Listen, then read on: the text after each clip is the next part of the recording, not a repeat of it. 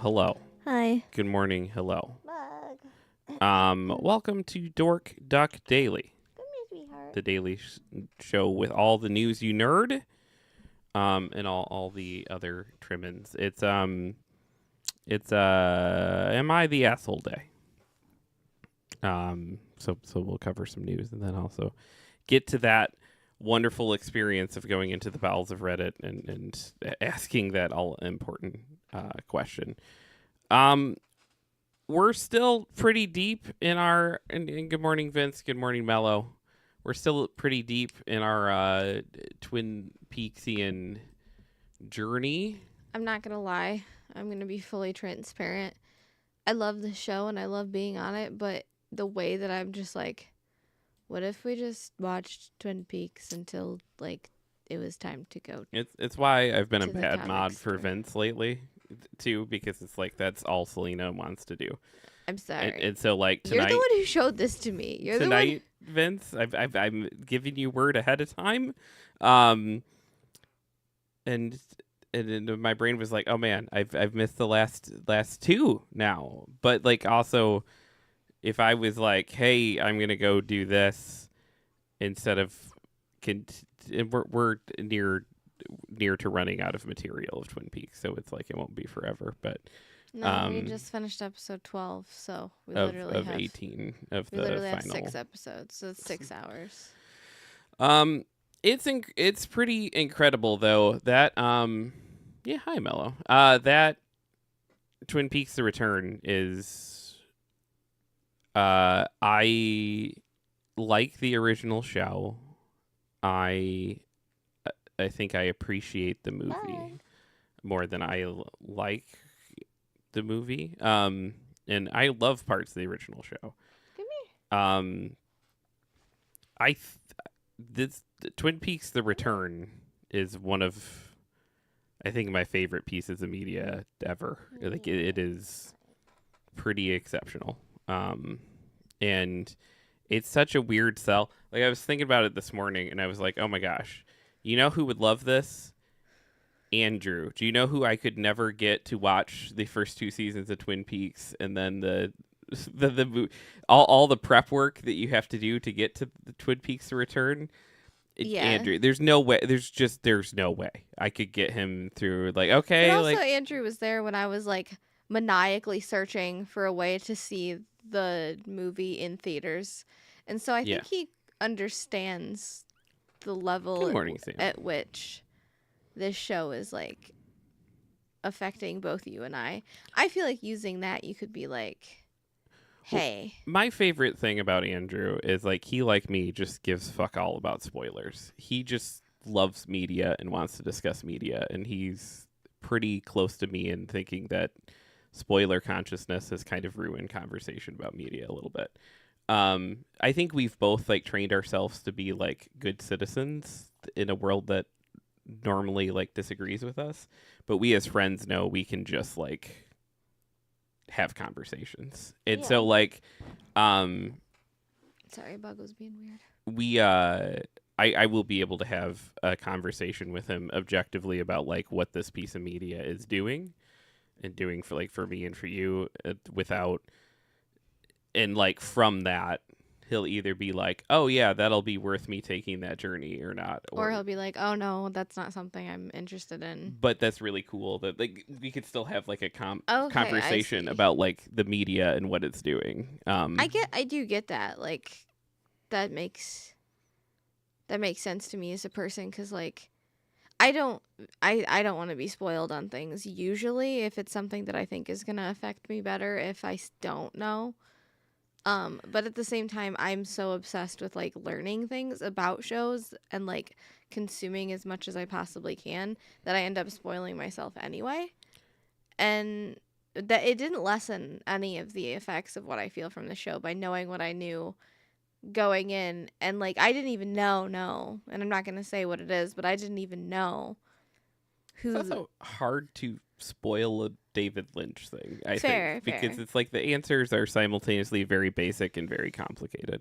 But I didn't know what I know, but I felt it. The person that I thought was the big twist, I was like, I kind of in my brain was just like, oh, like I felt that, like I felt that in my like being or whatever. I was just like, that guy's weird.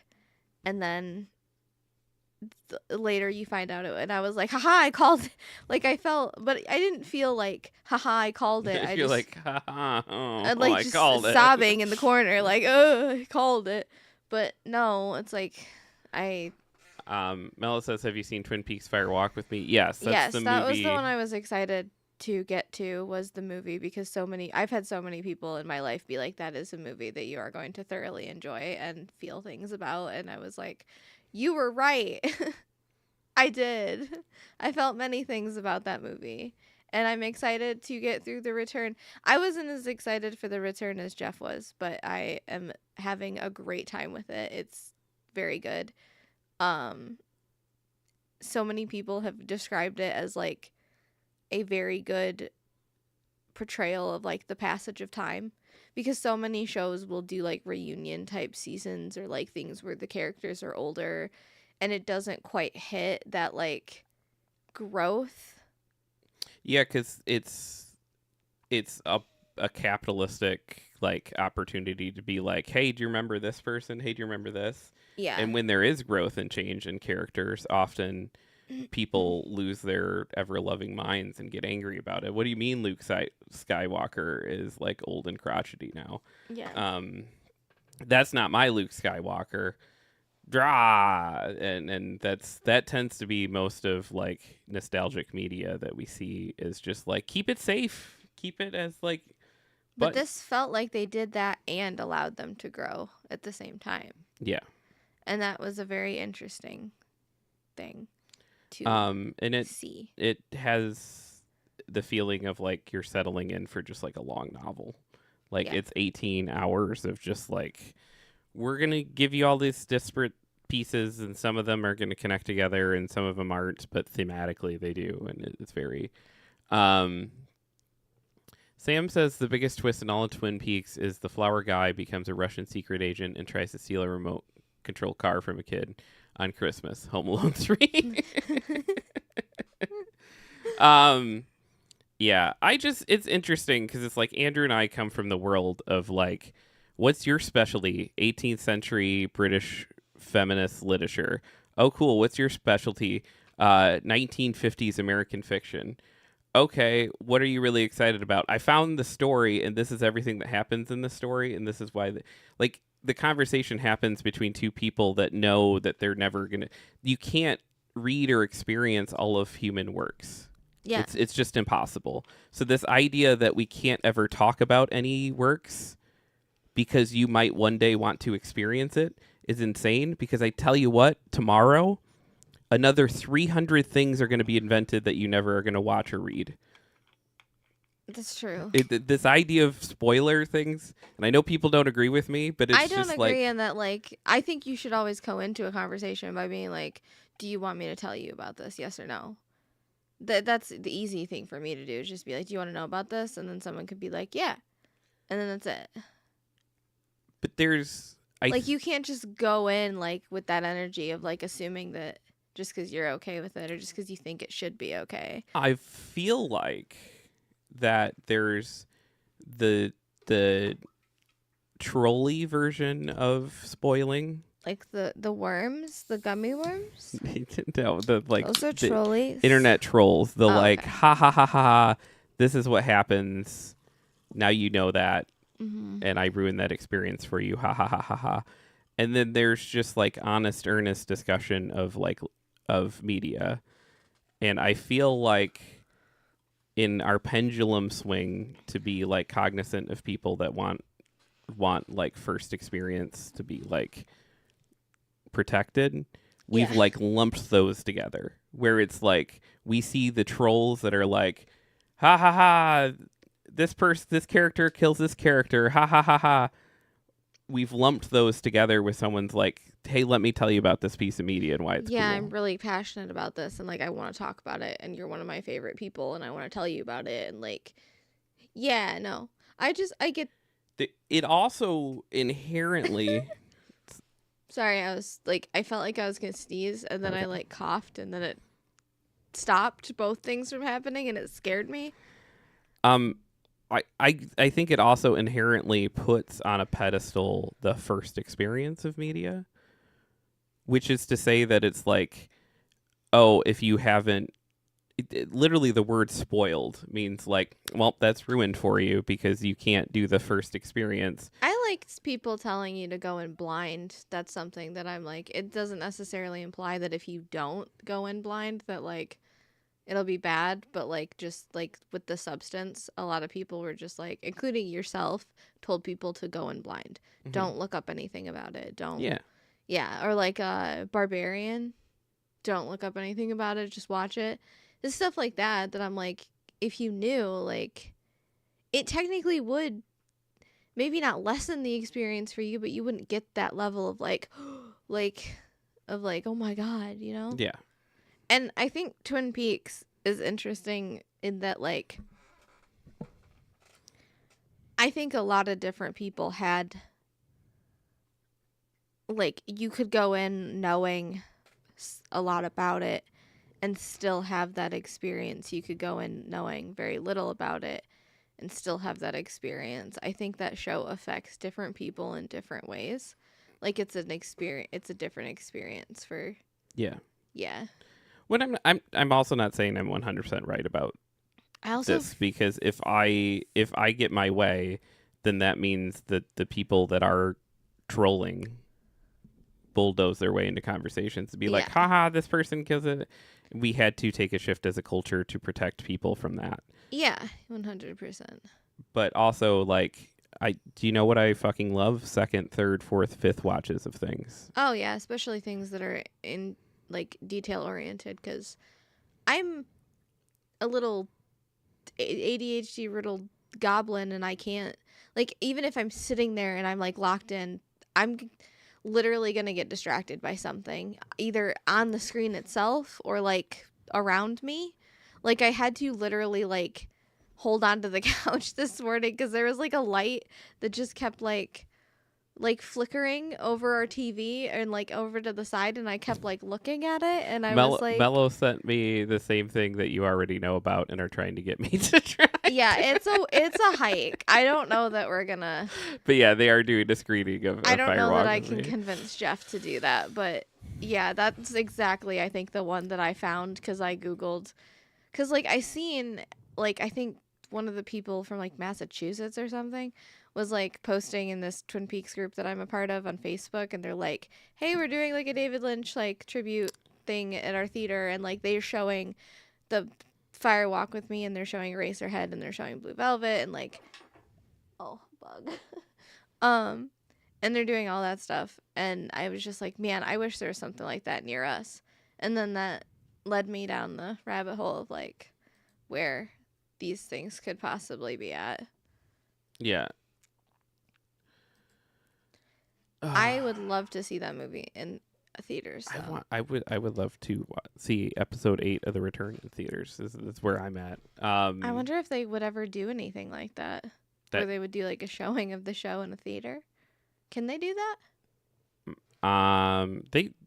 I've seen episodes of Doctor Who in theaters. Yeah.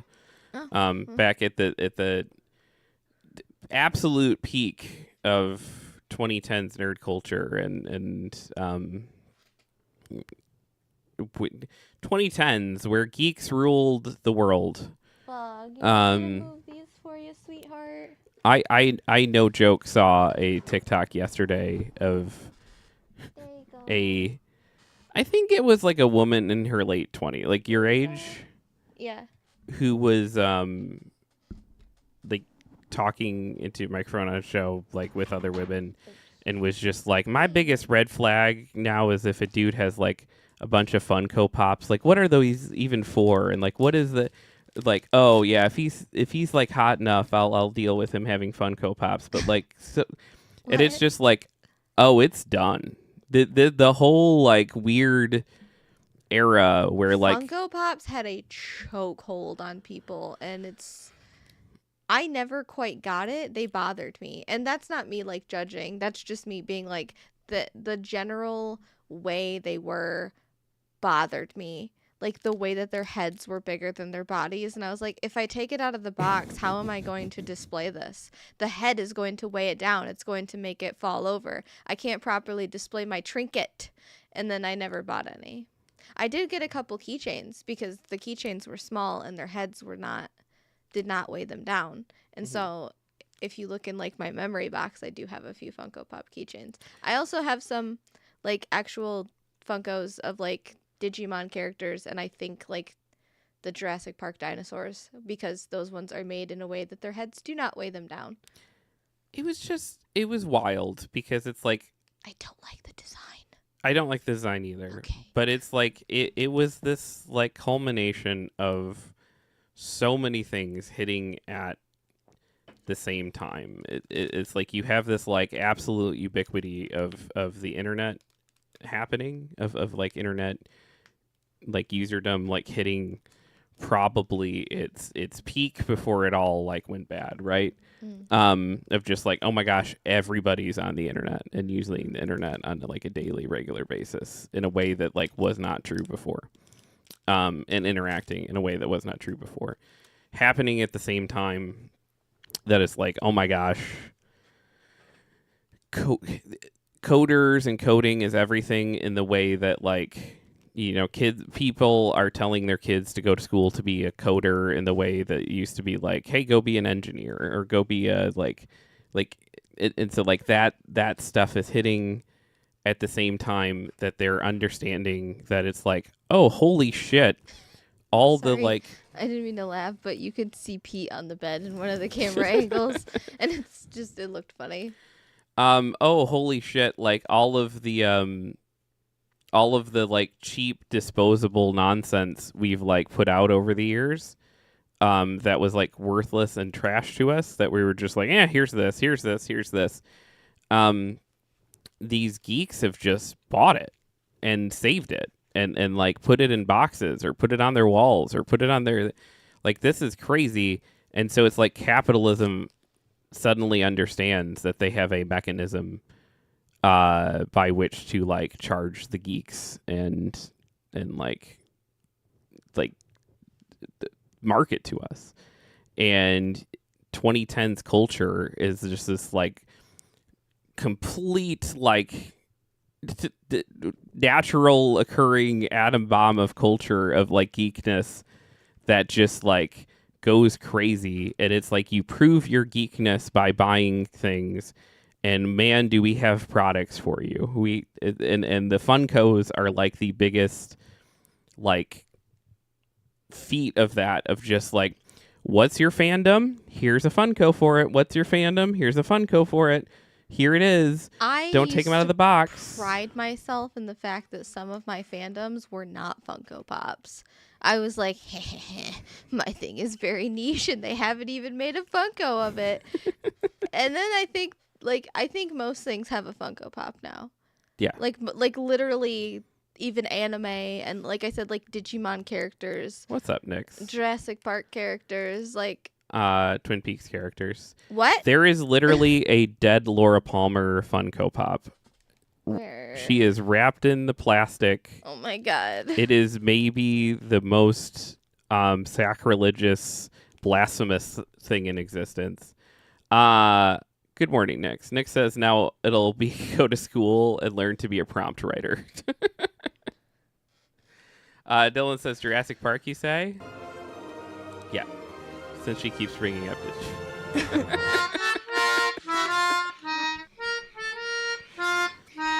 Oh, they do. It's $74 on Amazon.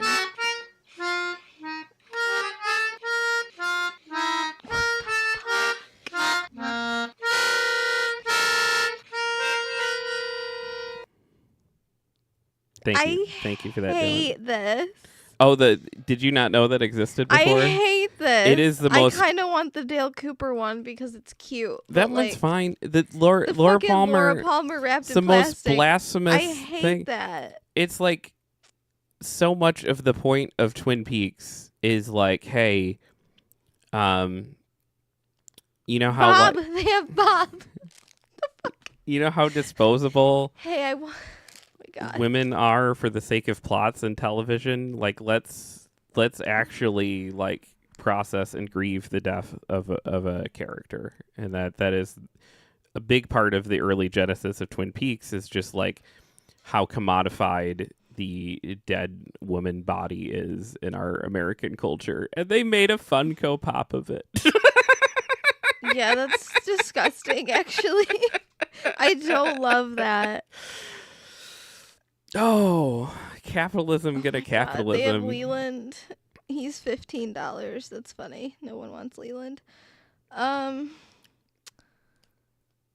It's Wow. Okay, that's great. yeah, we're cooked, man. Thank you.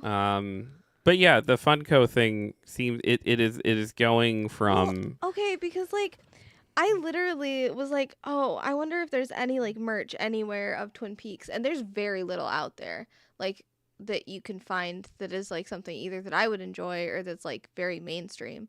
They'll probably do a run of it at like Hot Topic or something because it's having a moment right it's now. having a moment and I don't know how to feel about it. I'm excited that more people are experiencing it, and partly I am experiencing it because it's having a moment.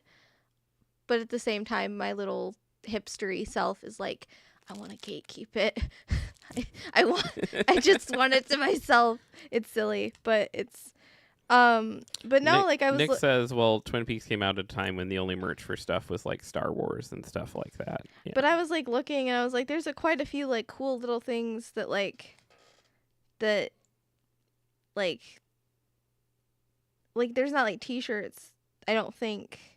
I found like a couple, but they were from like a clothing brand through like Etsy or something, and like I didn't look super super hard, but it was like hard enough to where I was like, okay, they don't have anything like right accessible, I guess.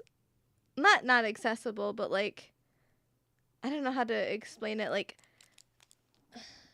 hold on. They don't have. Do they have a merch store? I don't even think they have a merch store. No. That would make sense that they. I feel like the true Twin Peaks shirt is one you make yourself, though. That's what I was just gonna say. I was like, then that started getting me into like, how can I make a T-shirt myself? Because I feel, rest in peace, David Lynch. I feel like he would respect that more than you going out and buying. He strikes me as someone who probably did not love that there was any merch made of that stuff. No, there's very little from what I'm seeing, at least. Like, correct me if I'm wrong, but what I'm seeing is like Etsy, Poster Depot. There's Paramount Shop. Now, and there's like a couple. I very much, especially in this era, want to make just like a number of like all black or all blue or all something shirts with just like big text on it with like the fix your hearts or die. That's kind of, that might become kind of my uniform for the next handful of years or however long I need to like put that message out in the world. Peaks. But There's this both hurts. Wait, it's at Kohl's and fucking Target. What? Yeah. There's no way that this was actually. This looks like one of those ones that like the online wholesale stores where like you order it from Target or yeah, Kohl's, but it's like actually like someone's print on demand like shirt. I can't go to like Kohl's or Target and No, get this probably shirt. not. Okay. I do like that shirt. That's a cool shirt, but like. Yeah, I've seen a lot of people just do the they've like put just the Laura Palmer portrait on a shirt. I like that. But like I said, like you could do that yourself. Yeah, that's what I'm saying. I'm definitely gonna make a Fix Your Hearts or Die shirt. You should get not a Cricut because they suck, I think, but the other ones that you can do. Okay. I think you can just do T-shirts without. You can print a T-shirt without a Cricut machine. We could probably bug Suzanne too. Like she. That's true. because she does all the like vinyl-y stuff and things on for the shop. Yeah. I don't understand how that stuff works. Like that's one of the things where when you're like, oh, you make resin and you make this stuff, like I don't get that. My brain doesn't understand the vinyl and the Cricut and the like the all that stuff. It just goes right over my head. Yeah. It all goes over my head, but like I don't know, part of me thinks like part of the Fix Your Hearts or Die shirt is that it should feel a little more punk rock and you should make it yourself. You could like take like letters from other things and sew it onto the shirt. You could make a jacket. Make a like jacket. A jean jacket with that on the back of it. Yeah. Oh, that's actually a good idea. No, Sorry, that's a very I'm good stealing idea. your ideas now. No, go. They're not just my ideas. Mel says also new trailer for Fantastic Four this morning. Awesome. I didn't even pick up on that, so we'll make sure we watch that too. Yeah, we can get to the news Sorry. and not just. We're just this is gonna be the news segments for me for a minute. Is like I just Want to talk Twin Peaks. I'm really into it right now. Yeah, that's okay. That's because the news is sad and like it's nice to be like, let's talk about Twin Peaks. Some of it is good. I'm not saying sure. our news is always sad. I'm Just just like saying the news just in general. oh, that deep dive every day to find articles is rough. I bet. I'm sorry. That must be like hard on your mental health. But here you go. All the news you nerd in a segment we like to call the Daily Quack.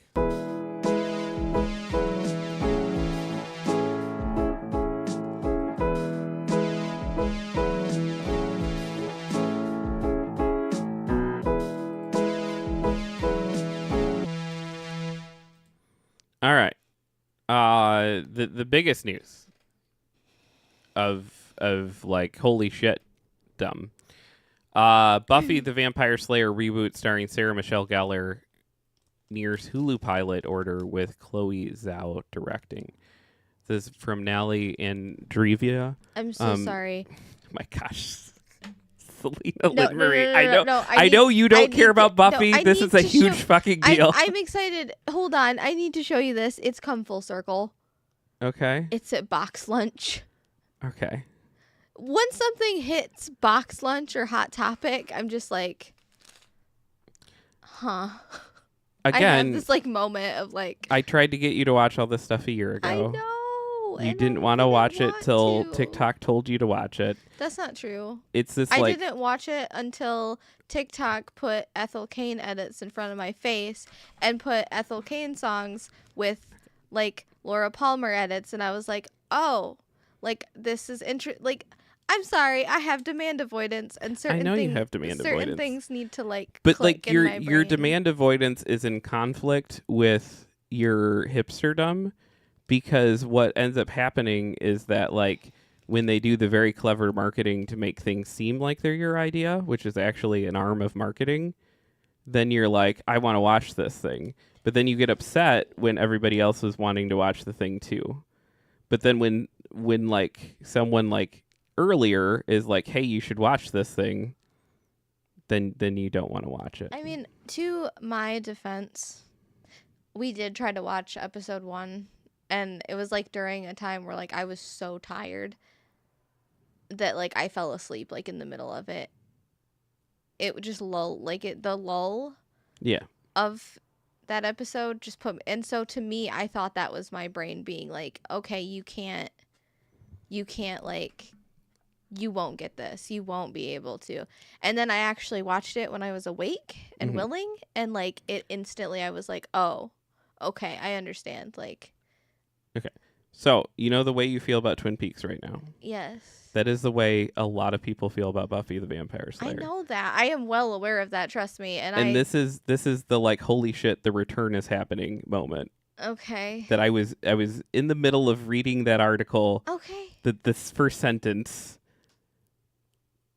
And then I'm just trying to like put you in, and I know that it's like I can't get you to watch Buffy and then like Oh no, we watched Buffy. Some of Buffy. It's one thing. At some point they'll do an Ethel Cain edit with Buffy in it, and they then probably already have. Then you're gonna be like, oh, I should watch Buffy. No, I feel that way. It's the reason I haven't started Buffy is because there's so much. And like I feel like it's like one of the like same with There's another show that has like quite a few episodes and seasons that I'm just like, I need to carve out some time to where I feel like I can actually start this and not get interrupted. The problem with that we've had with Buffy is that we've tried to watch it around our kids, I've and our kids have been like, I've tried every angle. I tried watching okay. it just with you. I tried making it the family The most show. I recent tried one was with our kids, right because I thought that we could like make it the family show, and it's like if you're and not they're on, just like, no. it's because two of us are kind of along for the ride on whatever gets put on the TV for the quote unquote family show. There's two of you that if either of you digs your heels in, it's not happening.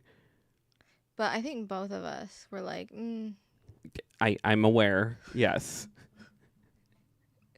me and our youngest. Yes. We were just like, not right now.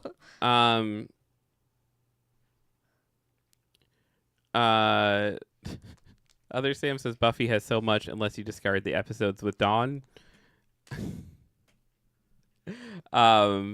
Nick says, and Dolly Parton producing, LOL.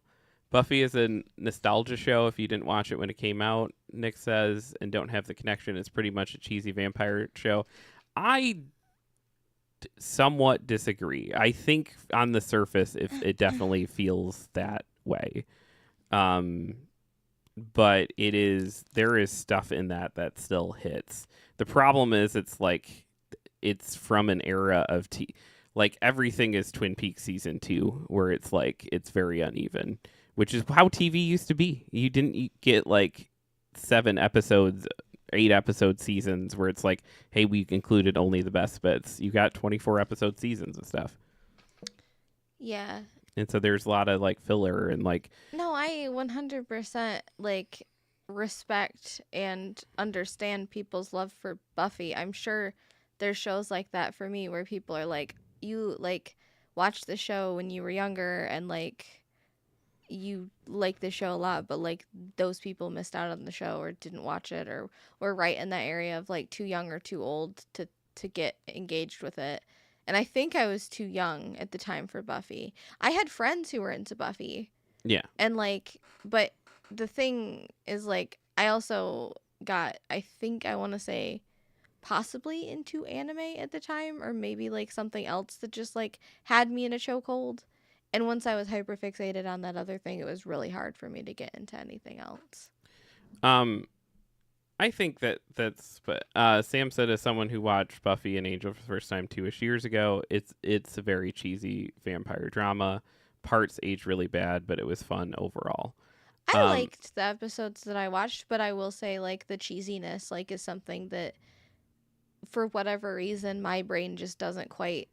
It's like a hit or a miss for me. I'm either like, oh my gosh, that's so cheesy, and like I'll find it funny, or I'll be like, oh, I'm getting secondhand embarrassment and I can't handle it. That's something I feel like you must look inward on. Well, I've always had that, and like I think it's a. Nick says Angel had a very hard time with. I couldn't get through it, but that was after finishing Buffy, so I think it was too much cheesy vampire drama over time. Other Sam said I totally preferred Angel since Buffy started tanking. Sam says I wouldn't have finished either show if it were not for Kaylee. Nick says you'll be subjected to my nostalgia. Dylan says I missed the Buffy bandwagon, but got hit hard by Supernatural, hard same. enough that I'm still contemplating getting a Supernatural tattoo. That show had me like locked in for some reason. Supernatural.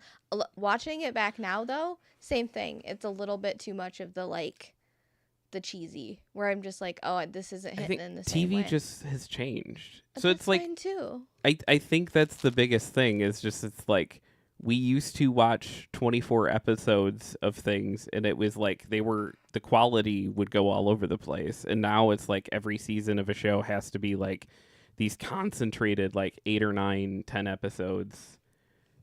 It's often not even 10. It'll be like, oh, there's only 8 of them.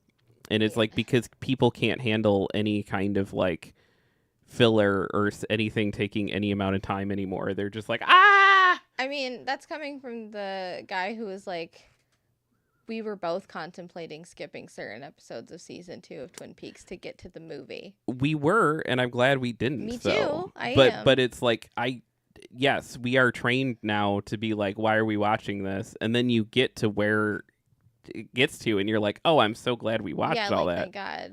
thank God. It's so easy to get caught up in that. Vince says secondhand embarrassment gets me like that too, Lena. Yeah, I don't know what it is. I've just always been that way. Vince said I loved all 5 seasons of Supernatural, which I'm guessing is a joke because the only thing I know about Supernatural is it ran for like 87 seasons. I probably stopped early, but the first I started stepping away. I would have to, because it's been a long time too. It was a lot of smoking weed in my ex-partner's apartment and just like watching Supernatural, just like binging it. I think part of it is like phones have changed our brains too. Yes. You can just get dopamine in 5 seconds. You don't have to sit down and watch a TV show. You can turn on TikTok. Yeah, and it's like, and if it's not hitting, it's like, nope. It's like this, like, yeah, but we're you trained. Can't do that with a TV show. You have to sit and watch it. You can't just turn it off or fast forward it because then you don't know what's happening. Yeah.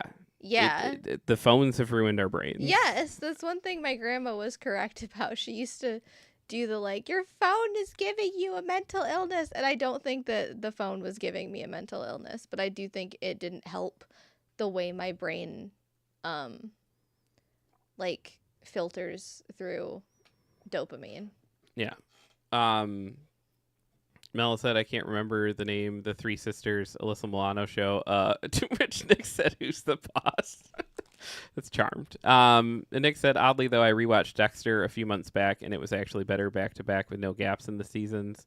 I enjoyed it more rewatching it than I did when it was airing. Oh, we're going to do a Dexter rewatch at some point, and I'm ready for it because we started watching the new Dexter, and it's basically like the old one, but they somehow have captured exactly that like tone of TV. Yeah.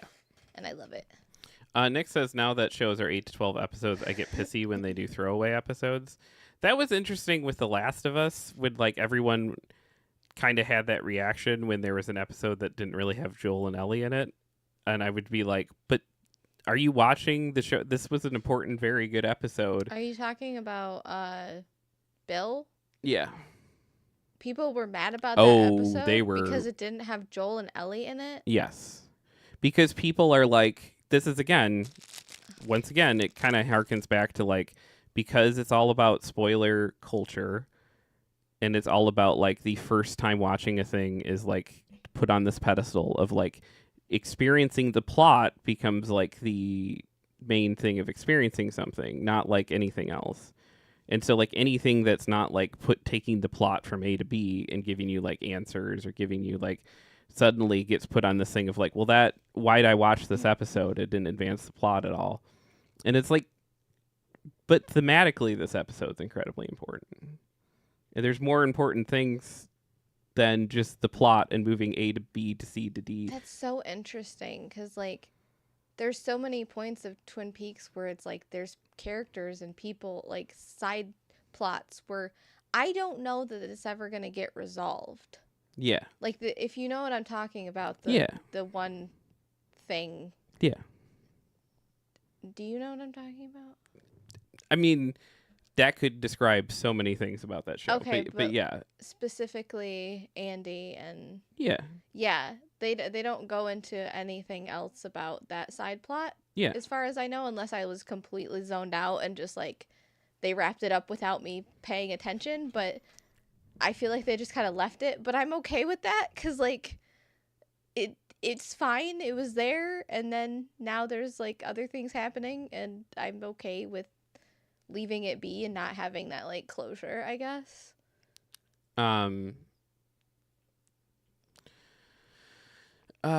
Nick said about Dexter, the prequel show isn't bad really. The only complaint I have is that he's never going to get caught. Yeah, if your brain can't, but again, that ties back, and I'm not saying like being anti-spoilers is inherently bad. I'm just outlining a thing that's been a consequence of us putting this on this pedestal.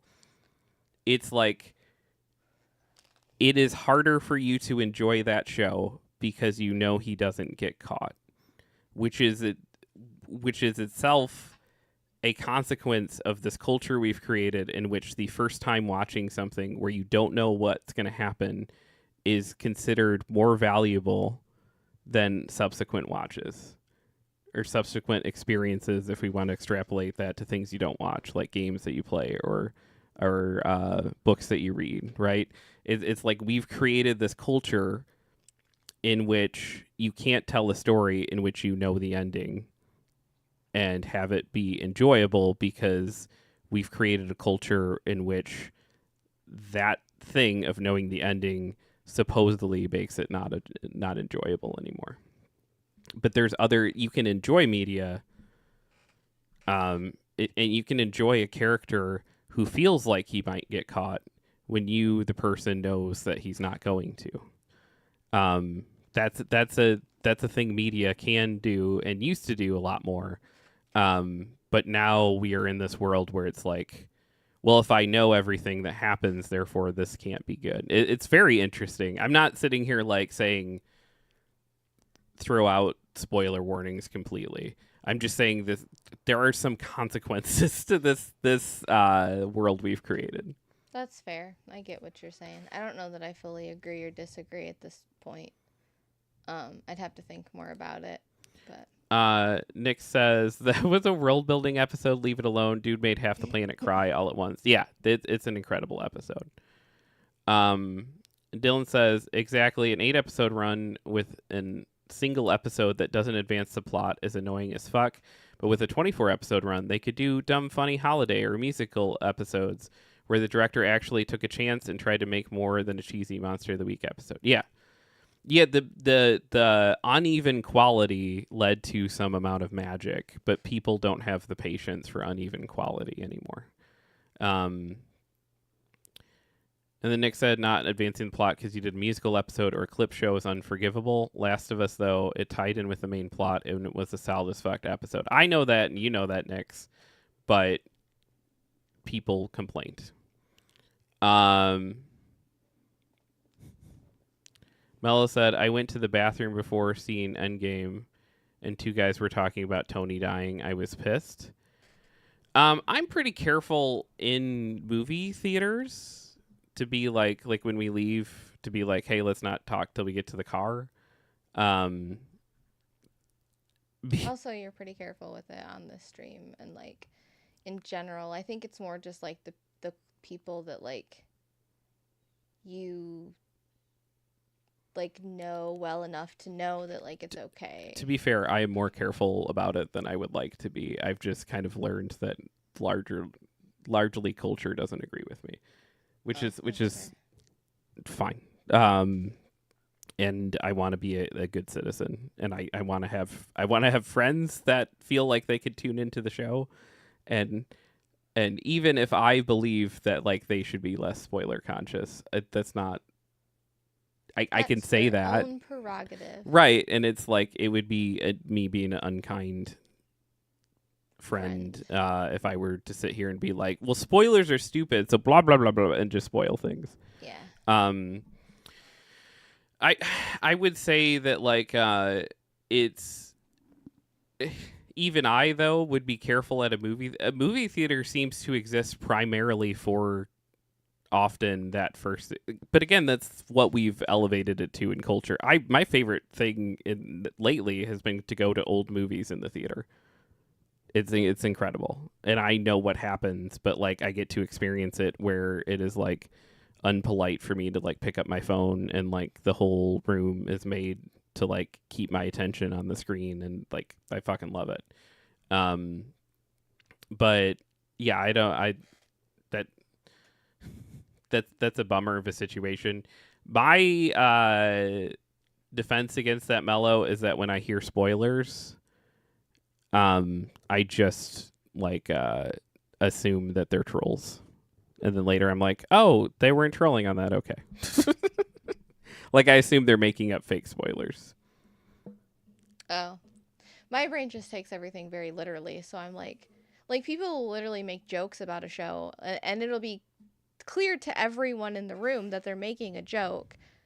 And then I'm like, wait, that happens? And they're like, what? No. Like, of course that doesn't happen. That doesn't make any sense. And I'm like, okay, but you said it happened. And I've never seen the show, so how am I supposed to know? Nick says, well, it makes it less tense and stressful. I'm enjoying it, but I feel like there's not consequence, which is a massive part of any story. People going to complain about everything. That's the problem with social media. 10 people whining can sound like 1,000 depending on who decides to retweet it or repost something. That is also true. But I would say that it's like it can make it less tense and stressful. But that doesn't mean that like so like we know Dexter's not going to get caught, right? In the Dexter prequel, which gives you the knowledge that that is true in those situations where he seems like he's about to get caught. However, that character doesn't know that, which means it's equally stressful and stuff for that character. So it's not even any less stressful for young Dexter.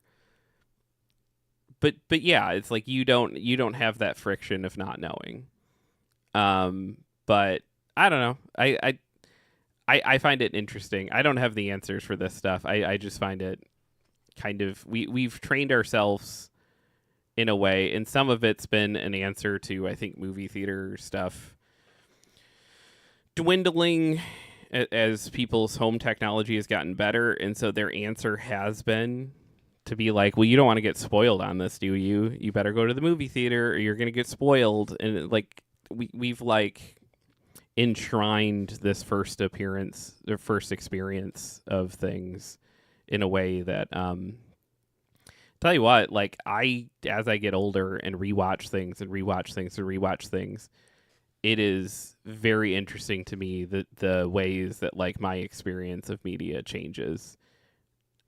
Even going in knowing like, well, I know the beats, I know this happens, and have those beats impact me differently because I've changed as a person. And that's sometimes things that teach me about myself in ways that are pretty incredible. Anyways. I'm ready for this article now. Okay. Buffy the Vampire Slayer reboot starring Sarah Michelle Gellar nears Hulu pilot order with Chloe Zhao directing. This is Nellie Andreeva writing at Deadline. Says more than 2 decades after Buffy the Vampire Slayer ended its 7-season run, the beloved supernatural drama is eyeing a revival with a new chapter in the franchise. A follow-up series is nearing a pilot order from Hulu, with Sarah Michelle Gellar expected to star, reprising her signature role as Buffy Summers, sources said. Oscar winner Chloe Zhao, a self-professed lifelong Buffy fan, is set to direct the pilot, written by Nora and Lila Zuckerman of Poker Face. The reboot hails from Buffy the Vampire Slayer Studio 20th Television and Disney sibling Searchlight TV, where Zhao has been under a first-look deal. Beyond the pilot order, I hear the reboot is starting a writer's room soon, a sign that Hulu and the studios have high expectations for the project going to series. It is unclear yet whether the original Buffy cast members would return. That is considered likely. Described as the next chapter in the Buffyverse, the new incarnation is executively produced by Gellar, Zhao, Nora, and Lila Zuckerman, as well as original series executive producers Gail Verman of the Jackal Group and Franz Kuzi and Kaz Zuzi via Sweet Bee. Also executive producing the pilot is Dolly Parton, whose company Sand-Dollar was a producer. A company called Sand-Dollar? Yeah. Aww. Was a producer on the original. Buffy creator Joss Whedon, who also wrote the 1992 movie the series was based on, has no involvement in the reboot. He has not worked in Hollywood in any official capacity since facing a slew of misconduct allegations in 2021. If the Hulu pilot goes to series, it will be the third in the franchise following the mothership Buffy the Vampire Slayer, which aired on WB for 5 seasons from 97 to 2001, before dramatically moving to UPN for 2 more, and a spin-off Angel, which ran on the WB for 5 seasons.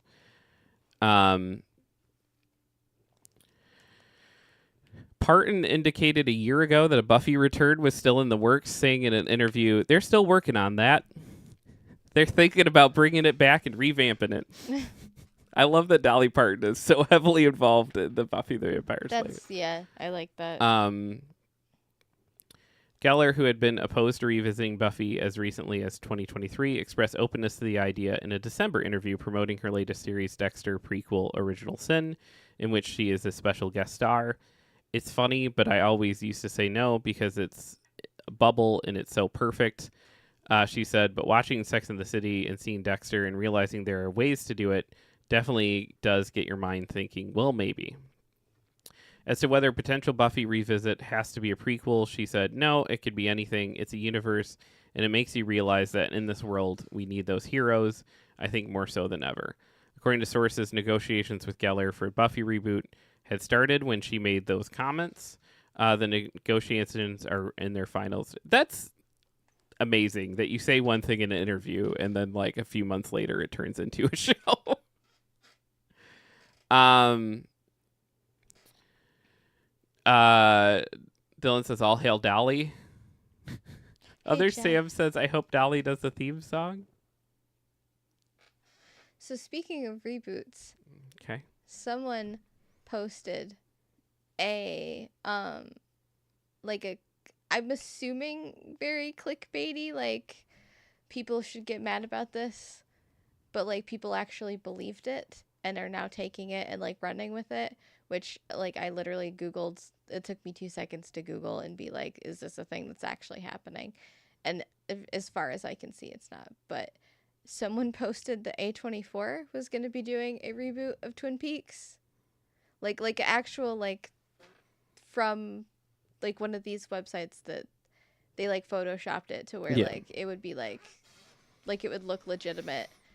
And people are just, like, oh, there's livid. one Facebook page that's, like, called, like, Yoda Baby or something that, like, when you look at it, that says in the description of the, like, travel every single time, and people are like, oh my god, oh my god, oh my god. And when you click in, they 100% say, like, none of this is real.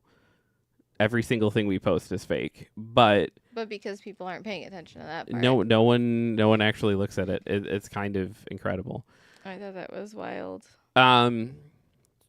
Nick says, what do you think was the first cinematic spoiler that would have ruined a movie? The first one, and suggests Rosebud.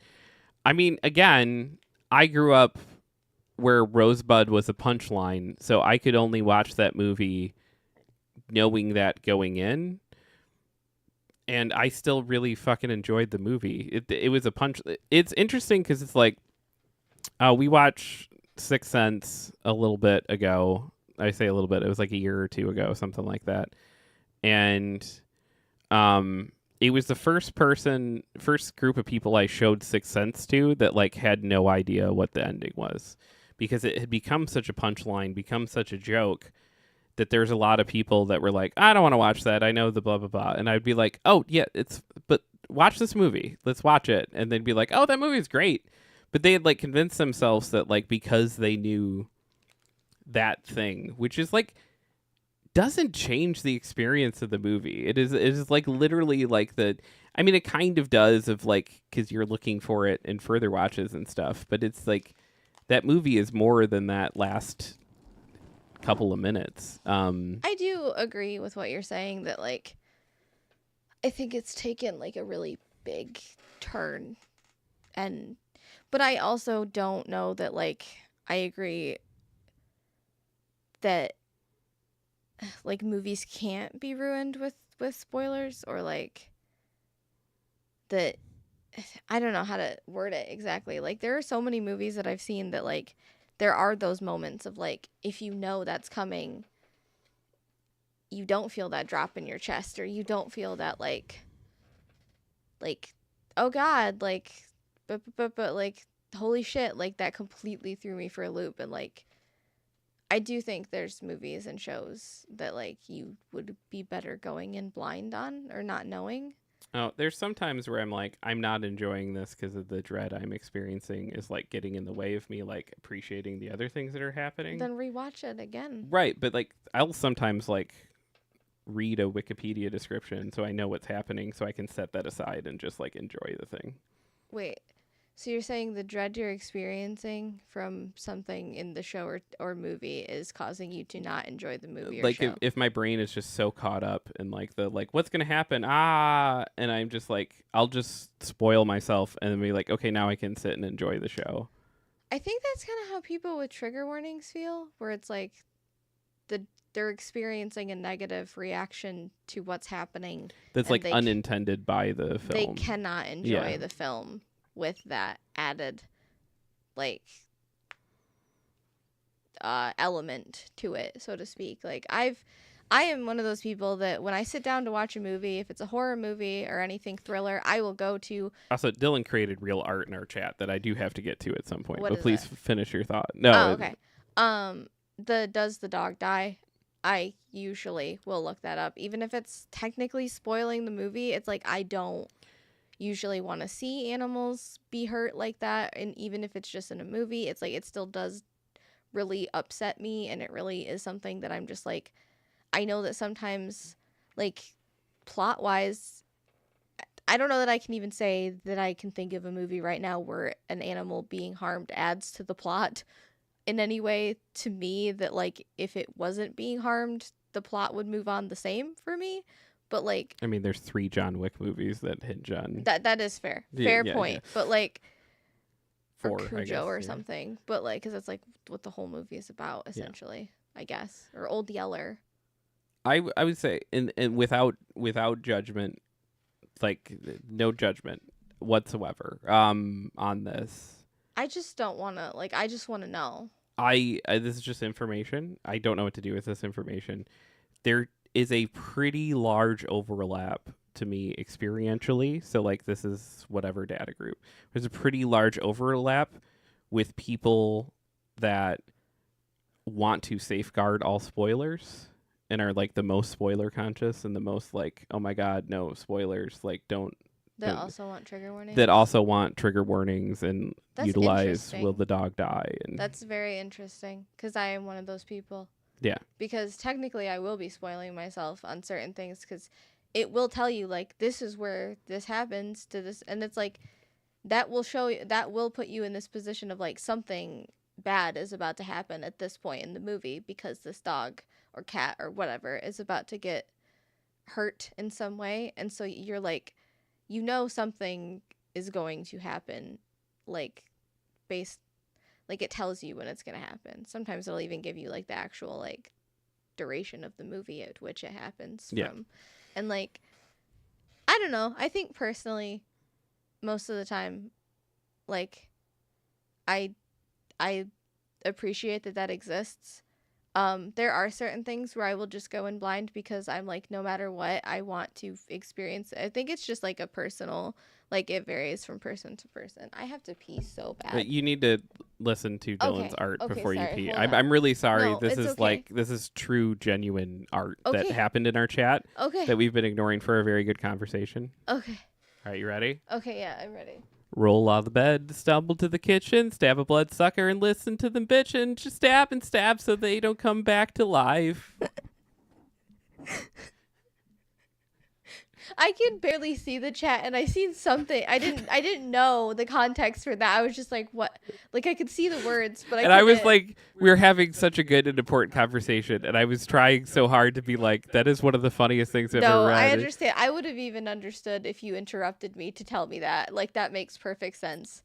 What I was saying could have been interrupted for that. I have to pee really bad. Which other Sam said, stabbing 925. What a way to start a slaying.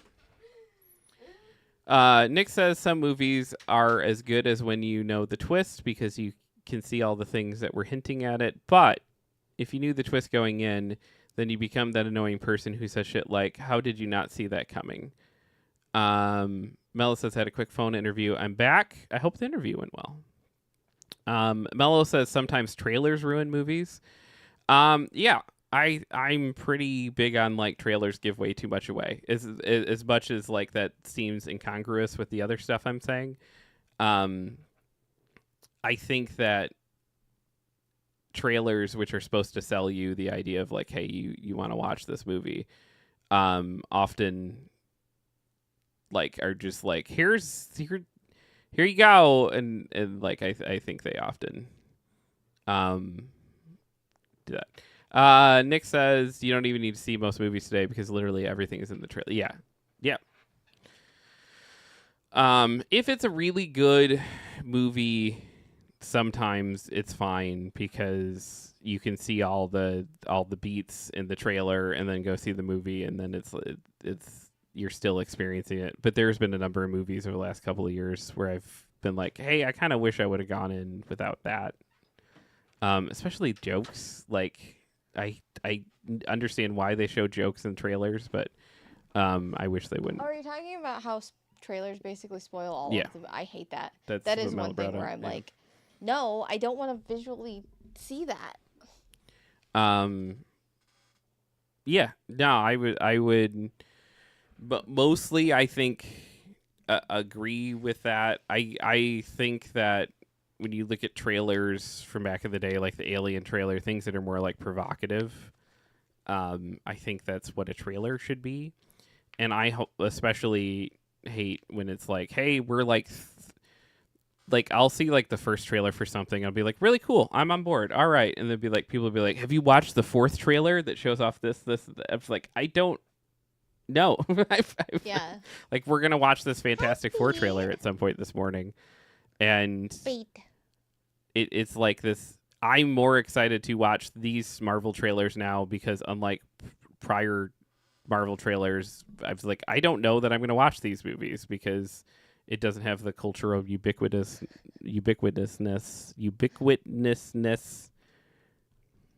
Pete wishes to tell you something. Yes, I see him coming to say hello. Pete, are you coming to say hi? I can never say that. Now word. both cats are like standing at attention to each other. I think because Bug was about to go into the bed and Pete was like, no, this is my bed, Bug. This is my bed. Oh my God, Bug. Slowly fight. He's Nick so says, chill about with it. comedies, when they show the best jokes in the trailer, yeah, that pisses me off. Unless the joke is crude, like the urinal scene in Naked Gun. I mean, well, not a problem anymore because they don't make comedies anymore, so we don't have to worry about it. Wow. Remember comedies? Fucking No, I don't. Jesus. I don't remember. Remember when we remember when you could go to the movie theater to watch a comedy and that's something people would go to the movie theater for? It didn't have to be some stupid IP or they didn't have to be holding a gun for us to go to the movie theater and laugh. It's fucking Jesus. I feel like comedy is the way I feel about RPGs, where they're like, what if you didn't get RPGs anymore, but we just put bits of RPGs into like every game? And I'd be like, yeah, but I miss playing RPGs. And they're like, well, every game's an RPG now. And it's like, no, that's not what I wanted. I wanted RPGs. It's the same with comedies where I'm like, I get it. Every movie's a comedy now. Make comedies. Fucking makes me mad. Nick said you'd make a comedy for $2 million. It would make $5 million. That was enough. Now, if it's going to tap $1 billion, they're like, nah. Yeah, exactly. It's stupid. I'm going to plug in my phone real quick. Okay. Why a 43-year-old video game just won a Grammy? Ow. This is from Winifred Phillips. Sorry, this is from Ian Walker from Polygon, who says Winifred Phillips' work stands among the industry's best. In between showering Compton-born rapper Kendrick Lamar with gilded gramophones over the weekend, the Grammy Awards also crowned Wizardry Proving Grounds of the Mad Overlord as the show's third annual Best Score soundtrack for video games and other interactive media. The first ever Wizardry game introduced Dungeons & Dragons-style role-playing to the Apple II in 1981, before being ported to several other PC models, home consoles, and even handhelds in the ensuing decades. Proving Grounds of the Mad Overlord's legacy was further celebrated by developer Digital Eclipse with a 2023 remake featuring a complete 3D overhaul of the classic wireframe graphics as well as an all-new soundtrack. Polygon's Michael McWhirter praised the remake as a more playable but not any less punishing way to experience the old school game. As the original game's dungeon crawling didn't feature any accompanying music, veteran composer Winifred Phillips of God of War and Borderlands had to build the remake score from scratch. The entire album is available for download on Bandcamp. It's like a bright light just exploded in my head, Giddy Phillips said during an on-camera interview conducted right after she was presented with her award. We do a very unique thing. We're creating music that needs to accompany people who are having an experience and who are making choices and having adventures and living a grand story. And we're kind of creating the music for that story. It's such a wonderful privilege because you feel like you're sort of collaborating with the players, like you know them and they know you. It's really special. Pinpartoprik of Avatar Frontiers of Pandora, Bear McCreary of God of War Ragnarok Valhalla, John Pisano of Marvel Spider-Man 2, and Wilbert Roget 2 of Star Wars Outlaws were also nominated. Past winners include Stephen Barton and Gordy Hobb of Star Wars Jedi Survivor, and Stephanie Economou of Assassin's Creed Valhalla Dawn of Ragnarok.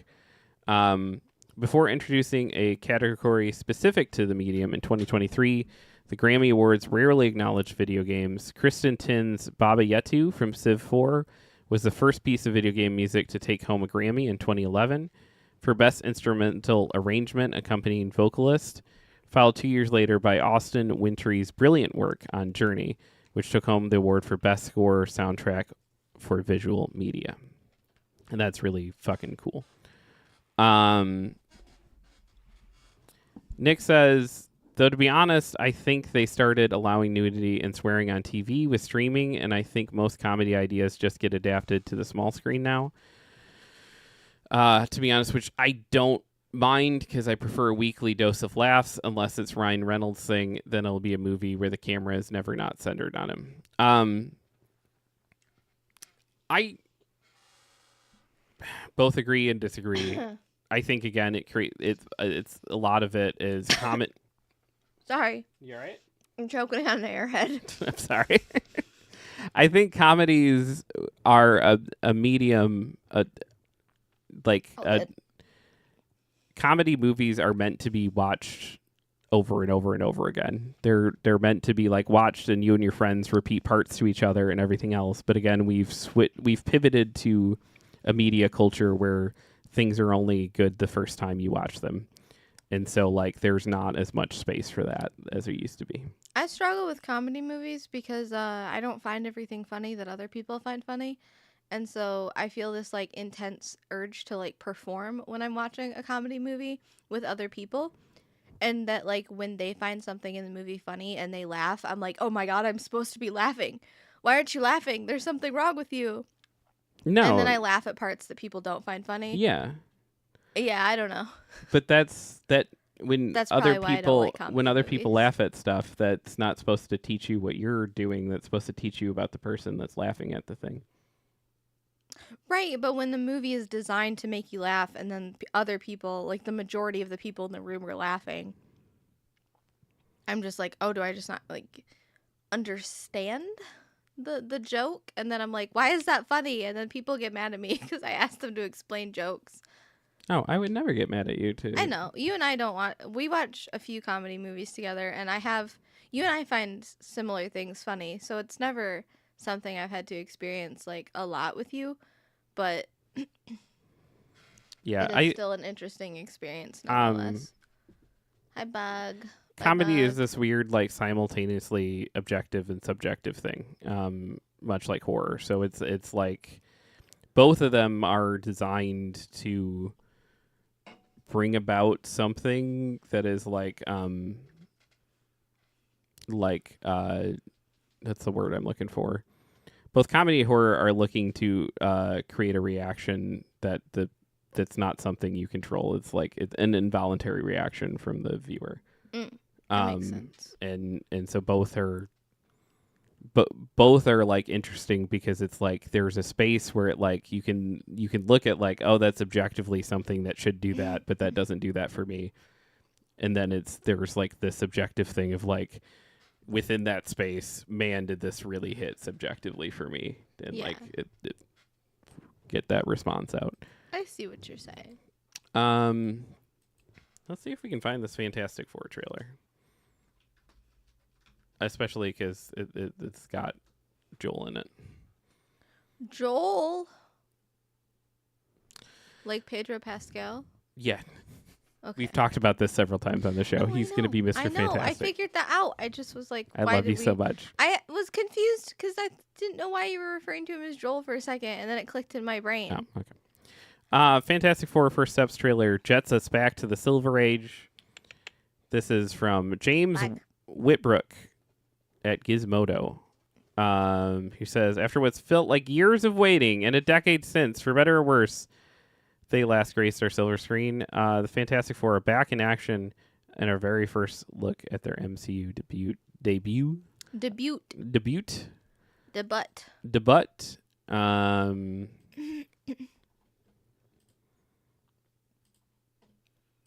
Still like kind of choking on that airhead. I don't know how to explain it. It's in my throat forever now, apparently. I'm sorry you nearly died on an airhead. It's okay. It's my own fault for, I guess, eating one in the first place. I did it to myself. Mela says, I like the first two Fantastic Four movies. That most recent one was blah. I still haven't watched it, but I own it. I like that people refer to it as Fan-4-Stick. Also, those are the second and third Fantastic Four films. The first one came out in the 90s, but was never released, and it's an experience that's all on YouTube. My child's trying to break down the door. Not my literal child, my cat child. Yeah. Other Sam says, considering I've played Invisible Woman and Marvel Rivals this morning, I agree with Debut. I need to play Marvel Rivals. I'm still waiting for you to try it so that I can try it. My Twin Peaks era right now. Once we exit that era, I promise you Marvel Rivals is next on the schedule. I just know me, and I know I'm going to play that game like crazy for 2 weeks and then never again. So Probably same. So. I want our 2 weeks to line up. Oh, can I just download it on my computer and then you can download it on the whatever console that you want to download it on? Yeah, as long as we're not playing ranked, I believe that works. Okay, because I just need somebody to be with me because I'm scared of other people on that game. I'm frightened. Dylan says, okay, slinger of small picture books, sell me on Fantastic Four. I've never liked them and really don't know why. I think because they're always hype when anything of theirs, be it comic or movie, comes out, and it has always let me down. It is the original form of... It is Marvel sides of the original form of modern superhero storytelling. And much like DC's side of that, which is Superman, it is fraught with all the problems that come with that. It's also fraught with all the problems that come with, the 50, 60 years of continuity that all of these things, especially team books, suffer from. Like when you go to read X-Men and like there are eras of X-Men that seem to expect you to know and understand 50 years of continuity and lore. It is troublesome. I will say when Fantastic Four is written well, which is like the current run on it, it is pretty incredible. The current run on it positions it more like a Twilight Zone type comic book where each issue is itself like kind of self-contained, and they are a pretty great like Twilight Zone type crew. And some of the best Fantastic Four kind of works and looks like that. And it can have like greater lore driven things, but they're one of the best at like, hey, this weird, and I'd say even more outer limits than Twilight Zone of like, hey, this weird scientific occurrence is happening. This is the team that's going to go check it out. So like the things that you like about like Supernatural per se, some of the best Fantastic Four looks and acts and behaves like that. Some of the worst of it is just really leaning hard on exactly what you're talking about of like, hey, this is supposed to be important and hey, this is the first Marvel family, and here's all their relatives, and here's this, and here's this, and it's all not very good. I would strongly recommend the current run that's happening.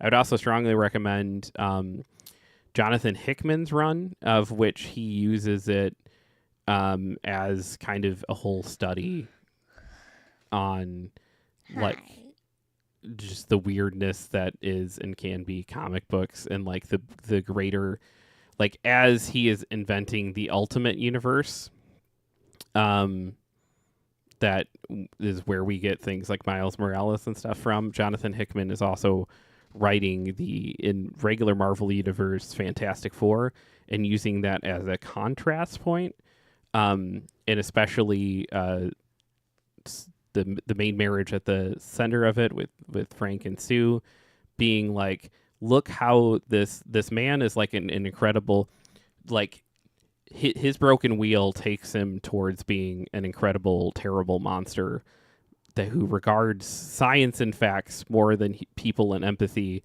and like the thing that needs to be done more than people that it needs to be done for, right? And like that's what pulls him in this direction. And the thing that grounds him and keeps him from that is Sue Storm. Is Sue, Frank and Sue? Yeah.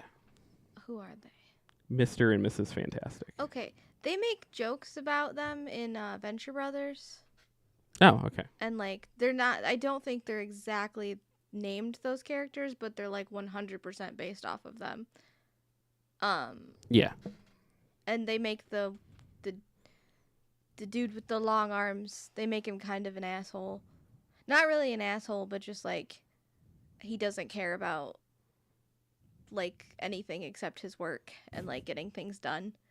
And like his wife, who is, I don't think they make her invisible exactly, but they do something where like I think just her skin is invisible or something. It's really weird.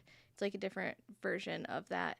And like they make her very much like, why is it he like he doesn't care about me? Or like they have like a baby too, and she's trying to get him to like care about the baby, and he's just like, but I hired a babysitter, and like but I did these things, he seems fine. And like there's like literally a line where he's like, his vitals are fine or something, and like, yeah. And she's like, but he needs to be like loved and held by his like dad, and he's just like, I don't know how to do that. Like, I mean, that's very Fantastic Four. Okay, because I was like that. I knew they were making a riff off of Fantastic Four. I didn't know they were also making a riff off of their personalities. Well, too. And as another dude who has like some unfortunate empathy gaps, who is grounded by a good woman, it's like that's a thing I can relate pretty hard to. Dylan said, I also hate Superman. Maybe I'm the problem. No, I just think it's like those things have inherent problems and they get really shoved down your throat. And when it's not good, it's not good. But you get a lot of people pretending that it's good when it's not good because it's like, quote unquote, important. But you say later, you know me, I actually have no problem with deep comic lore. I actually enjoy it quite a bit. I would go watch a couple comic explainers then on the Hickman run and stop whenever you're like, okay, yes, I want to read this, and then dive into that. I think you'd actually pretty enjoy it a lot. Melissa's Jeff's favorite movie is Superman 4, LOL. Yeah, no, that's not. Did the camera get more on our bed? Maybe. Because now I can see the fox and like my cinema roll. I don't really care. Like I'm more just like, damn, I need to make my bed. But like, did the camera move? It might have. Pete might have turned it. Oh, okay. When he was walking across. I just thought that was weird. I was like, huh. Nick said, after all this time and so many films, I don't know who's done and who's dead and what time period we're in the mainline movies. But the Spider-Verse movies, of course, are amazing. Yeah, I would agree with that. I like those movies too. Other Sam said, I saw a TikTok about some multiverse where Tony Stark had an Infinity Stone inside his brain, and Reed Richards, who is now called the Maker, did brain surgery to remove the stone. I was very surprised. Yeah, that's the Ultimate Universe. Really? Yeah. That's the Ultimate Universe? Which Ultimate Universe? The one that's currently happening? That is not the one that's currently happening. That is the OG Ultimate Universe, yeah. This is why I struggle a lot with comics, is because there's just so much. Here's the thing. Much like Twin Peaks, it doesn't. None of this stuff matters. Like the stuff in Twin Peaks where you're like, he's the arm, and they're like, yeah, but it's fine. You don't need to know that. You don't need to know this stuff. But I want to know. If you want to know, great, it's there. But it shouldn't be like a barrier to. I want to know, but my brain is too full. So right. I then feel this like stress of like, I feel like I'm like missing out on something. And I know that you're like, well, you don't have to know that. But in my head, I'm like, I want to. I just can't hold all that knowledge. Right. But it's like, so you can read the current run of Ultimate Spider-Man in which he doesn't become Spider-Man until after he has a wife and kids. I read the first issue of that. Right. You can read that and enjoy it and be just fine. If you want to know why it didn't happen until he had a wife and kids, there is reasons out there for which I could sit and like tell you what the fuck the maker did and who the maker is, and the maker is actually it's evil. It's not integral to like moving forward with the plot. It's not integral to enjoying the book where Spider-Man doesn't become Spider-Man until after he has a wife and kids. Oh, okay. Good to know. Yeah. Cool.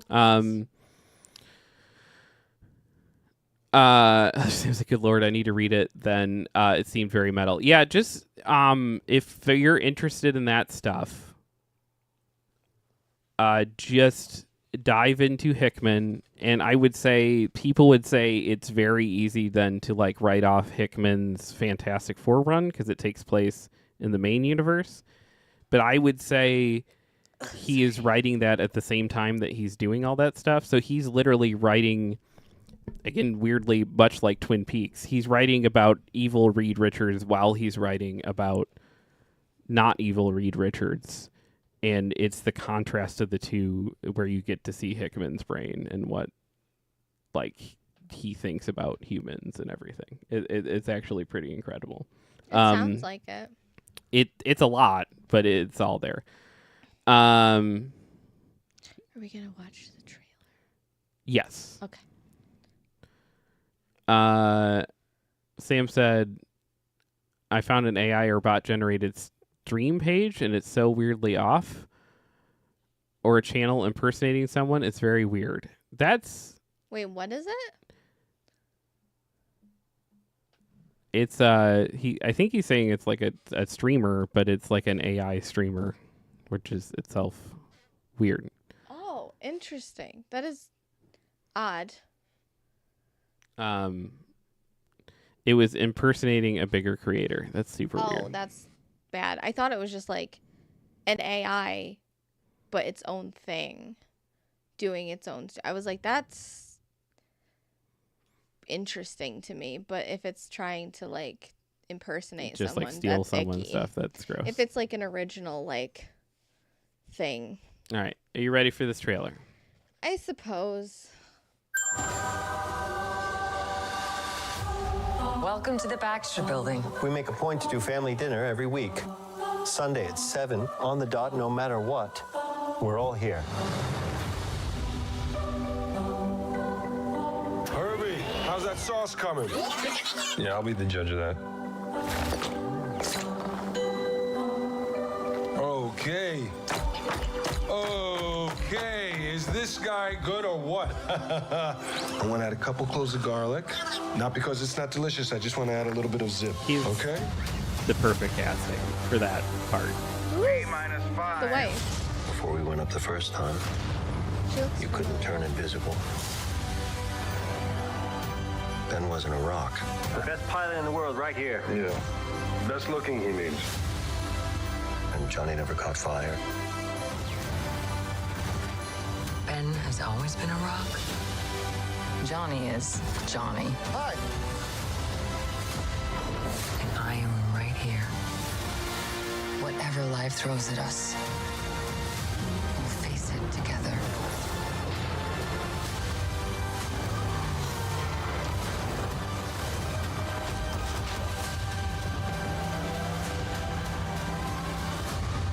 As a family. It's fucking Galactus. I'm Okay, that does look like something that would interest me. if they fucking do Galactus right, I'm so fucking in.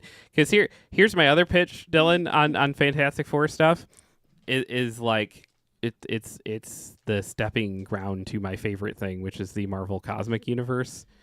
I fucking love Galactus. I fucking love Silver Surfer, and we've gotten to Marvel Cosmic like backwards through the MCU. Where we've like started with things like Guardians and I have a Thanos and question. stuff, but like what? Galactus. Yes, Who is the girl Galactus? The one that's on the cover with Jeff the shark. Is there a girl Galactus? kind of, Or sort of, is yeah. Is it just for that specific cover? Did they just gender bend? I would say we're in a zone right now where it is more just like gender bendy, not used very often, but 'Cause also it's yes, just like there- some like a almost like child girl version of Galactus, and I was like, I don't know this character well at all, but I remember Galactus not being in this form. yeah. So what the heck? But my brain is just like, I see Jeff the shark, I happy. So Again, none of this matters for your enjoyment of that cover or your enjoyment of comic book things, but Galactus is the last entity from a like entire like dimension solar system thing that died. mm, He's like the last of his kind, his people, whatever, to exist, and he is actually in our solar system universe or whatever. He is an alien thing that only can exist and continue to exist by consuming whole ass planets. oh, okay. I vaguely have knowledge of this. Yeah. I'm not sure where I got the knowledge. I know it like I'm sure you've talked about it too, but I feel like I've had that knowledge before. Dylan Not says, I there, hate Marvel okay. Cosmic. Sorry, I'll see myself out. Yeah, I know you prefer fantasy stuff more than Cosmic brownies. spacey stuff. But it's just spacey stuff is just Is that fantasy why Cosmic stuff brownies, just with like lasers and like dudes being like, no, it could really happen. Sorry, random, but is Yeah. that why cosmic brownies are called cosmic brownies? Because they're supposed to be like, the little chips are supposed to be like Stars? stars? Yeah, I believe so. Oh. Okay. I assume so. Fair enough. Mello says Galactus, an old movie, was pretty much just a cloud. LOL. Yeah, it was not very good. Dylan said, yes, I hated it, and the entire plot was, hey, Silver Surfer, why don't you fight the big cloud? I can't. Yes, you can. Oh, okay. The end. I can't. Yes, you can. Okay. I have somewhere around me my Silver Surfer omnibuses. We got the Doctor Strange. That's one. Doctor Strange. They're here somewhere. Here's the Silver Surfer is like one of the best and most compelling characters in all the Marvel universe. Is that the movie where they made him hot? No. There's a movie where like one of the characters is like there's weird sexual tension between her and the Silver Surfer. Is there not? Or am I thinking of a different movie? Maybe. Is it one of the Fantastic Four movies? There's one of the Fantastic Four movies. They do have Silver Surfer in it, and it's played by the dude who was like the weird creepy eye thing in the Guillermo del Toro movie, and is in the Hellboy movie. The guy who like plays like all the weird characters and everything for like most of the 2000s and 2010s. I don't know that I would Can't think of his name right now. categorize him as hot then, but there was a movie that I watched where someone wanted to fuck the Silver Surfer. Like there was sexual tension. Maybe it wasn't the Silver Surfer even. Maybe it was, oh my God, I don't know. My brain is just absolute mush. Like there's just random facts of superheroes and things that I'm probably like getting mixed up and like melding together in a way. So Dylan says Silver Surfer. I think you meant Gore the God Butcher. Now he's an amazing character. He's an amazing character. And Sam said Silver Surfer has no junk though, right? He's like straight up a Ken doll, basically. So yeah, like, but one of the characters in the movie I was watching was like, oh my God, he's like, why are we all treating him like this? Like we have to be kind to him, and he's misunderstood.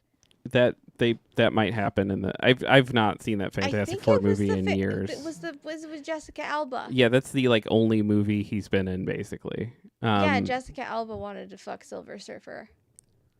So Silver Surfer, the very short pitch on Silver Surfer, and then we'll move on to other things because there are people right now that are going like, "Oh my God, I don't care about this at all." You don't care about? No, Jessica I do. Alba wanting to fuck the Silver Surfer. I care about Jessica Alba wanting to fuck the Silver Surfer. I'm saying other not Jessica Alba the actress, but Jessica Alba as Sue Storm. Sue Storm. Yeah. Yes. Susan. I would say that like a lot, the deeper you get into comic book lore stuff, the more a lot of people just like tune the fuck out and go like, oh my God. Here's my short pitch on Silver Surfer though, to maybe Dylan, but to you specifically, as this is a character I really like and like I would love to see like handled actually really well at some point. Respect. Galactus, who we described already, is moving around just consuming whole ass planets and ecosystems because like otherwise he dies. Yes. That is his entire thing. Galactus is just like hungry. He is just hunger. Hungry. And he's going around from world to world just destroying everything, not really realizing or caring about like what it is causing. One of those worlds that's going to be destroyed is the Silver Surfer's world, in which he is like something close to a human on it and has like a wife who he loves and like a family he loves and everything else. Oh. He makes a literal deal with the devil to spare his world. And give himself up to Galactus to completely spare his world. He then gets turned into the Silver Surfer, who is like this like agent of Galactus, who's like literally just going and finding delicious meals for Galactus. That is like his entire purpose. That's his entire journey. He's an intern. Yes. He goes and gets donuts and coffee. He more like a more fucked up intern of like he goes and finds like the women interns for like his shitty boss to like destroy basically. Would be I like the my more donut apt and coffee analogy better. And so he becomes an agent of the very thing that he prevented on his world, but when he is given all those cosmic powers and stuff to do this job, it breaks his like he basically becomes like Galactus, and he's like he loses all like concept of who he was. He doesn't remember who he was. He thinks he's like always been this arm of Galactus, and then he slowly like regains consciousness and like, holy fuck, I'm literally working for the like I did prevent this from happening to the people I loved, but I'm out doing it to other people. Does he have that realization with Susan involved? No, I'm serious. I'm not joking. I'm serious. That's what I remember in the movie. Is like she helps him like become aware of his own humanity. I don't remember that movie. And he's in a cage. He's in a glass cage. It very well could be in the I don't know. I don't know. It could be in the realm of that movie that is the case. Yes. Okay. I don't remember how they handle it in that movie, but yes, that is usually the arc. Okay. Is at some point he realizes what he's doing and who he is, and then he retains his powers, but then he's like out there trying to stop Galactus from doing his thing. Okay. And he's out there trying to reconnect to his like family, or like in some cases and interpretations of it, generations after, like he's coming back to like his grandkids, great grandkids, and being like, hey, I used to be, and they're just like, Galactus, like they just can't recognize him, or like he gave up everything to save everyone. That's and then that's Silver Surfer, and I love him as a character. It's pretty great. Other Sam says I identify as a Galactus of garlic bread. I just can't stop. That's understandable. Nick said, poor Silver Surfer, though. They did that NES game and achieved perfection, and no one has dared to even try to best it. I'm such a big, giant fan of the 90s cartoon. It's very important to young Jeffrey. Did we lose? Absolutely. Weirdly, we didn't lose everyone during that. So, every Tuesday we ask a very important question. We're only gonna do one because I have to get ready to go to lunch with my grandmama. We ask a very important question with Lena's favorite theme song. Am I the asshole? It's not. What I need to really know, am I an asshole? Don't look. Don't look No, at the screen. am I an asshole? No. Cannot be an asshole cause No. Reddit is telling me it's not Don't so. look at the And screen. if it's one thing that we know, it's that Reddit's never wrong. I actually had two short ones. I think theoretically we could do both, but I guess I'll leave that up to Maybe. you. Which one do you want to do first? Am I the asshole? My roommate is mad that I play video games and won't stop clicking, or Clicking? am I the asshole for trading weed with boyfriend? Oh man, those are two good ones. I want to know what the fuck clicking is, so let's read that one first. Okay. Let me make sure I still have the scene switcher on. Un momento. Okay. Am I the asshole? My roommate is mad that I play video games and won't stop clicking. So I, 18-year-old female, go to college and live in a dorm room with a random roommate. I also play video games, and some of these games involve a lot of clicking, like Monster Hunter, Marvel Rivals, and League of Legends. My roommate is... Oh, like literally clicking a mouse? I'm guessing, yeah. Okay, they just put it in like quotations. Like clicking is something they do while they Like play. they're like they're echolocating their way through the games or That's something. what I thought. Okay. Go ahead. My roommate is irritated with all the clicking. Has asked me multiple times to just not play the games while she is in the room.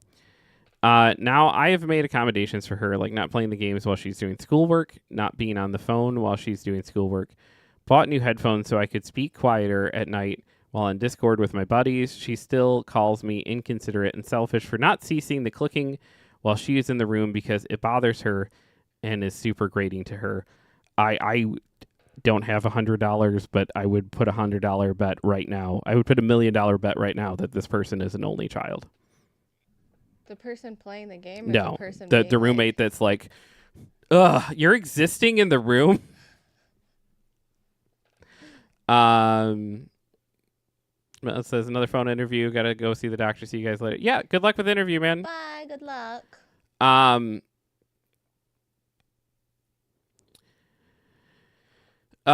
She says it's bothers her and it's grating and super grating to hear. She confronted me about it today and we got into an argument, but I told her I would not stop because I enjoy playing games. Some things that I know are bad habits though, is I will lose track of time and stay up pretty late, 12 a.m. Eastern at the latest, but I'm not super loud or yelling or anything past dark. I have some screenshots I'm willing to share if I can. Nick says, I mean, if you're playing Diablo or some other ARPG, the clicking can be a bit much. And if you're not a gamer, I could see it being really annoying. We've all learned to tune it out. Sure, I just think part of college roommate dumb is you get a lot of people that like have not learned the skill of like living or being around other people. And they suddenly just enter this zone of like, this other person is in my space. And it's just like, yeah, that's what your roommates in a tiny room. You won't, that's a currency that you are spending to have like this college experience and have access to all these things. And like, to you know, Fair. if you had all the money in the world, you could still live at home and commute, or you could still live and like buy an apartment, there are people that just like, I'm definitely the roommate with the sound irritation in this scenario. And like I've kind of just like, you just got to put on some headphones, and like if you're going to be in a space with other people, like it's kind of, you just have to adapt, unfortunately. Yeah. I wish that things were different. I wish people were more cognizant of like people with like sure. I I don't think that Nick says, or other Sam says League can be super clicky. Nick says, I mean, people have sound things though. Sometimes it's not their fault. I agree with all that. I just think this person sounds like they're trying to be accommodating, and it sounds what this person actually wants is like for them to just not play games at all anymore. Like, it's just like, could you just not have that hobby that bugs me? It is like what it really boils down to. I will say I've been in the other foot of that where like I have a I don't actually know where my keyboard is right now. It's a pink one. It's a Razer keyboard and it clackety clacks. Like Yeah. and that makes my brain happy when I'm doing it. And I'm like choosing to do that. And like I could see I used to upset my ex a lot with it cuz I'd be clackety clacking and he'd be like, "Bro, I'm trying to sleep," or like I'm doing. He was an asshole anyway, so like all of that like aside, like I'm pretty sure he would just say that because he wanted me to stop doing it and not because he was actually bothered by it. But like as someone who's been on like both sides of it, I get the like that would be like if you were trying to sleep or something. And like I can't sleep with like there was a point where Jeff would write in the mornings, and if I woke up and he was writing, the sound of the keyboard would like I couldn't do it. Like I needed to wear headphones or like put on some sounds or something because like the sound of the keyboard would just keep me awake and I couldn't do it. And Which is why I've been like, oh, I was going to start writing again, and then I didn't do it because I was like, I realized all the spaces we have to write are literally in the room where you would still be sleeping. And you're like, you could still do it. And I'm like, no, I can't. you could. You just need to give me your earbuds. Yeah, Because it's I do that when you do the show in the morning and I sleep and I can't really hear anything. Now, I do that in the morning sometimes where I'm sleeping and he's doing the show and I don't wear earbuds. And then I start having dreams about what he's talking about on the show. And, like, that's wild. But, like, I feel like almost if it was just the typing sound, that would just fully wake me up. Like, I wouldn't be able to sleep or dream through that. It would be like, yeah. It'd be a lot. Sam says, yeah, Shiki has misophonia, so I've had to learn to be a lot more considerate of that. I'm still not perfect, but I am trying to be a little aware of little noises around her. Yes, I would say that a romantic partnership, though, asked more of the partner to be accommodating than random college roommate. Yeah. I think also, like, in the sense that, like, this person probably has to learn to adapt to be comfortable around other people.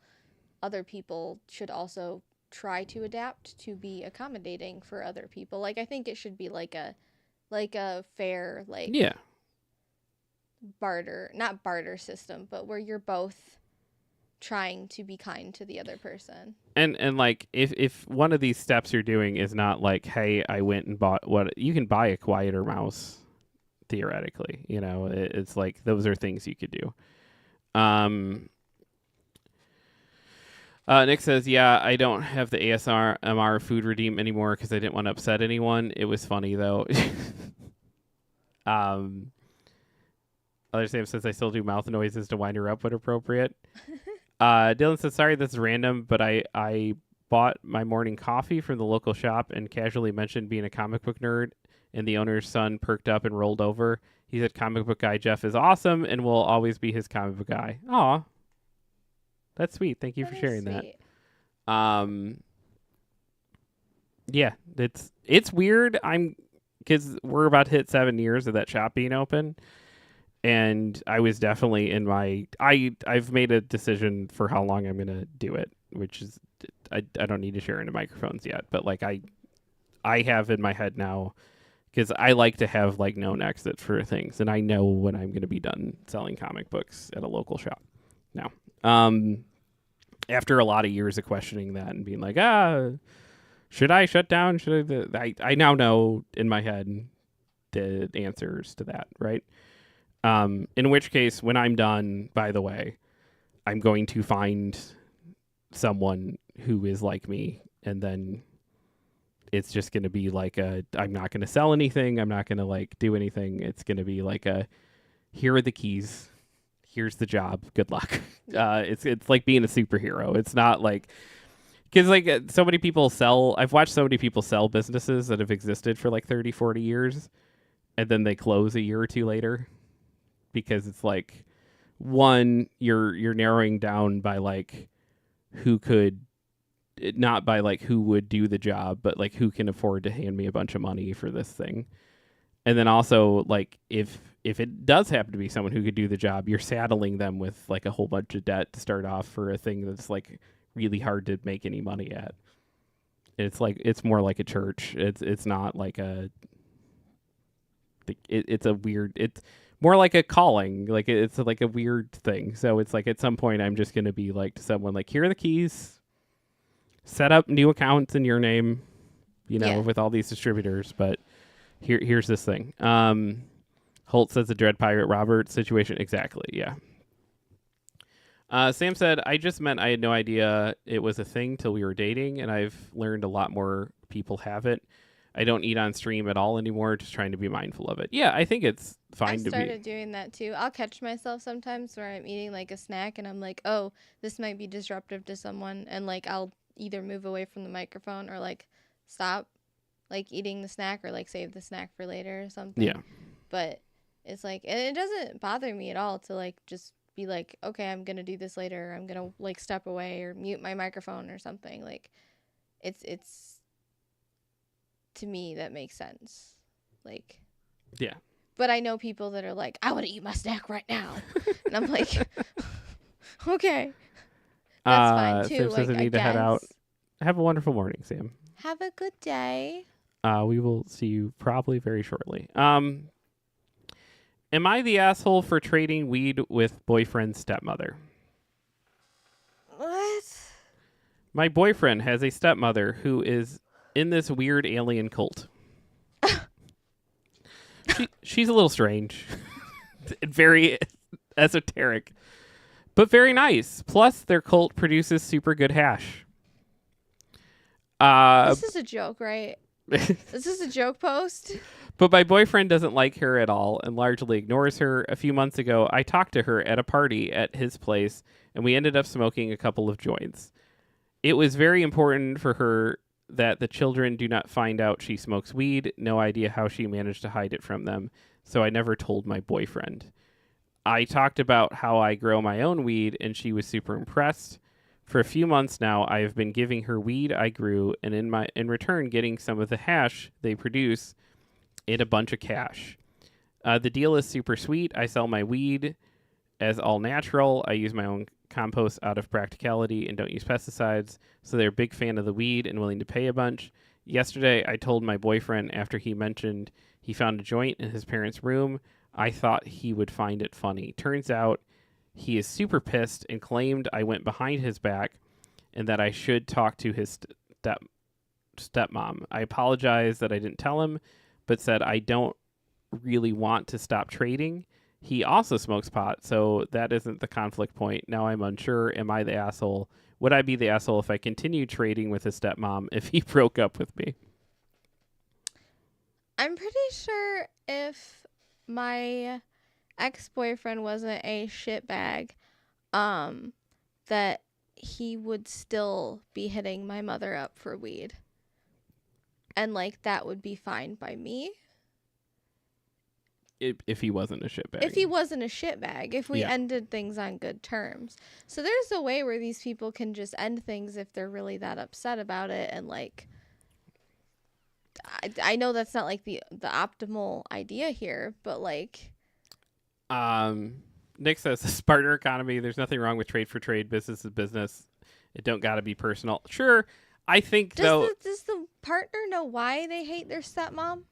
Probably because they're in a weird alien cult. Right, but like that's not her fault. She's literally in a cult, bro. Like the. Right, but it's like it's this thing of like, oh man, I can't stand my stepmom. She's in this weird alien cult, and then you find out your partner is selling weed to the alien cult.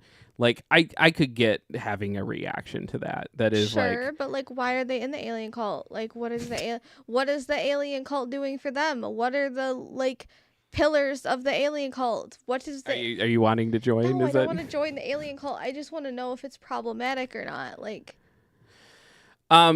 sure. All cults, I guess, are problematic, but in some way.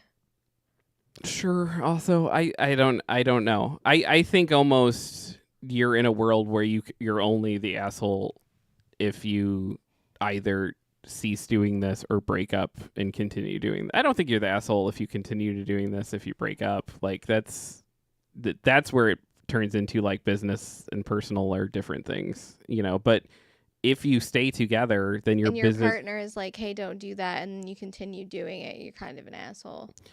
But if it's paying your bills, like you can have that conversation of just like, look, like I understand what you're saying, but like this is how I'm functioning and thriving. Yeah, so if this you is can replace important. that money, then that's a different question. Story, yeah. But like that's a weird. This is definitely a weird situation. But yeah, anytime you're going behind your partner's back, To do something. doesn't really matter what that thing is. Unless it's like a Christmas present, presents. you know, Christmas presents, Valentine's presents. But some people might still be a little bit irked about it. Some people still, yeah, they still have like triggers with that stuff that you're. I'm still shocked to this day that you hid my Christmas present so well. And you got other people to lie to me too about my Christmas present. And I know it was all in goodness. It was good. Yeah. And I'm not sitting here like, how dare you? It did trigger something in me though, where I was like, If he can lie about that. y'all were lying to me for like months about this thing, and other people were lying to me too, like not complete strangers, but like people that like I didn't know very well, and they were lying, and I was like, oh, that's wild. I did not even consider that they could be lying to me. But it's like it's weird because it's like they've never. The alien cult must not honor, but must not have honesty as a tenant because it's like they're still not. It's like, hey, don't. It's fucking weird to, like you can make whatever decision as an adult you want to, and about your weed smoking that you want to. It is fucking weird to simultaneously want to keep it from your children, and then to go smoke with your children's partner. Like that's fucked up. That is Like you pretty could choose strange. one of those things, you know, but you can't smoke with your kid's partner and then be like, keep this from my kid. Yeah, it's kind of messed up.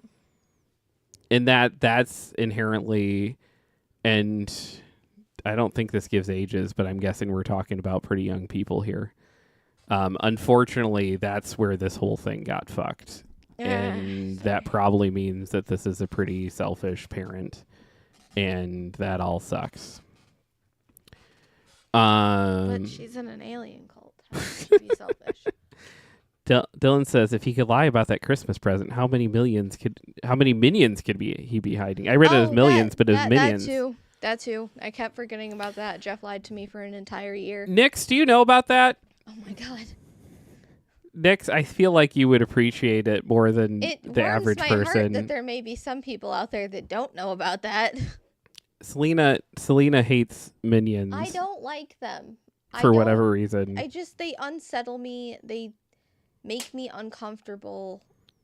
I just don't like their design. I don't know. And then everybody around me is always like, you don't like minions? Like, why not? They're the greatest gift to this world. And I'm just like, they're not though. And then we do a weekly live comic book show, and I hid minions in the graphics for the comic book show for like an entire calendar year. For an entire calendar year. It was pretty great. Literally. And he would spend like probably at least an hour daily, if not more, like photoshopping these fucking minions into our graphics. And like some of them are like really clever. I'm like really proud of them. There's one where one of them is on the Silver Surfer's like surfboard. Yeah. Like he chilling. Out the window. Out the window. Yeah, it's like a Howard the Duck cover with like Silver Surfer flying by in the window, and like the minion is just like on. Yeah. And I'm just like, what the fuck? To more like insanity, I looked at the computer once when he was doing this. Like he left his computer open, and like we have a pretty. Pug is looking at me so judgily right Yeah, now. he looks so done with you. Oh my god. It's like, father. I can't believe you deceived her like that. Hey, bud, it's okay. Yeah, I know you got my back, bud. Okay. Anyway, yeah, like we have a pretty open door policy around here. We don't like hide like our devices from each other, or like there's no passwords on things, and like so I just like opened up the computer one day to like use his computer for something because it was on and I could use it to like Google, and I open it and there's just like as soon as the the screen wakes up, it's just Google imaging like a bunch of minions, and I was like, that's weird. Why is he Google searching minions? Like, And you asked me about it, and what I told you was 100% true. I told you that you were looking for a graphic for this week. I said that I was gonna. I literally said I was gonna Photoshop a minion into something to mess with you, but I ran out of time because that week I didn't have time to do it. So I told. So you missed a day? Yeah, there is one that I So it missed. hasn't been an entire calendar year. True. But like that was the one where it was like. Actually, I think I just didn't do a graphic that week because I didn't have time to do the minion thing. Yeah. But like I told Is you. that why some people were getting upset about no graphics? Like, Yes. So that one time Kevin was like, "Where's the graphic?" Yes. I thought he was just mad because he didn't know the show was happening. No, there were people playing Where's Waldo every week and having a great, because you would be like, oh my God, I have to go to the bathroom. And then you'd like leave during the show. And then I'd be like, hey guys, by the way, I want to show this off while she's gone. And so I would like bring other people in on the joke. Yeah, there was multiple people who knew about it and they would be like, oh my God. It threw me for a loop. I was so shocked. It might be my life's work. It was pretty solid. That's a statement. By the way, there's a link to our YouTube page. Please consider going there and doing the subscribing thing. We're close to 50 people subscribed on there. I've been putting a lot of work into it. Yeah, go check that out, please. We're gonna go bug Sam. We have raid messages. We do. I don't know what they look like because I can never see the screen. They look like that if you're not subscribed to us, or that if you are. They say it's a ducking raid, is what they say, which was actually coined by Sam. He's the one came up with us as our raid messages. So we're gonna go and bug Samuel, who is finishing up Valkyria Chronicles today. And it's also his 600th stream. My baby. Sorry, I'm talking to Bug. Okay. So we're gonna say we'll be live tomorrow morning. Tomorrow's the early one. Yes, it will start around 8:15 to 8:30. Yeah, and then be done early so that we can go open a comic book store. Be honest. Be kind.